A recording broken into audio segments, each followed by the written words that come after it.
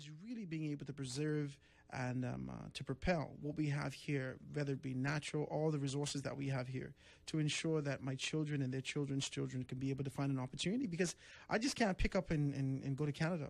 I can't just pick up and go to US. I can't pick up and go to Belgium. I have to be able to work out the tribulations that we're having, because I believe that's what we're here for. I believe that's why I'm here. I don't think that, and nowhere in my life have I ever confronted a tribulation, an issue, and turn around or walk around it. Let's work through this. Let's work through this and get our thought process in line with making sure that this can be worked out. And I think that that's what this administration needs to do. All right, we got one more caller on the line. Call you on with us live. Go ahead. Yes, how you doing, brother? I'm great, man. And I'm going to be very quick. Thank you. I know you're talking about the post office, and what I have to say is connected to the post office as an entrepreneur, a business person, business-minded person who wants to do international and global business. So obviously my corporation will need my country to have a post office, a real post office, a first-class post office. Mm-hmm. But one of the things I want to mention that is just a little bit off your topic, and I'll just be gone, is the fact that the Minister of Tourism and the cabinet, the Prime Minister and his cabinet, decided to stop paying these cruise ship money for bringing passengers to stay on the ship.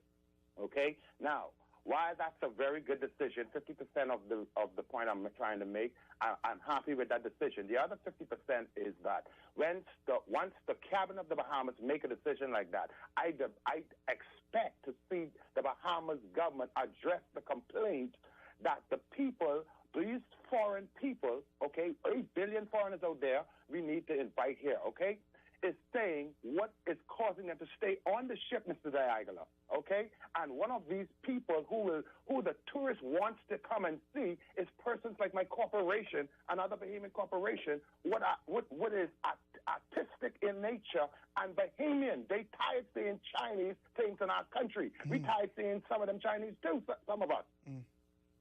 Mm-hmm. Go ahead, you finished? Okay, so what I'm saying, you're there with me, right? I'm right here with you. So what I'm saying, yeah. You know, there is many entrepreneurs in this country, yeah. And it's almost repressive and deep, because it's beyond depression. Okay, mm-hmm. We are the Bahamian people. It's not scary people. I want the United Nations Security Council and any general with any assembly to hear us. We are not afraid to defend and address any matter. Mm-hmm. We might have been uneducated in the past, but thanks be to Almighty Yahweh Elohim, we are equipped to deal with any matter. And this might be a message to our Prime Minister and to anyone who wishes to be Prime Minister. Mm-hmm. This country does not belong to any status quo. We supposed to be an independent, sovereign nation who is a part of a global community. Yeah. Now, what is this global community dealing with, or what is our government dealing with? Because those two questions need to be answered in the minds of the Bahamian people. Absolutely. We are not broke.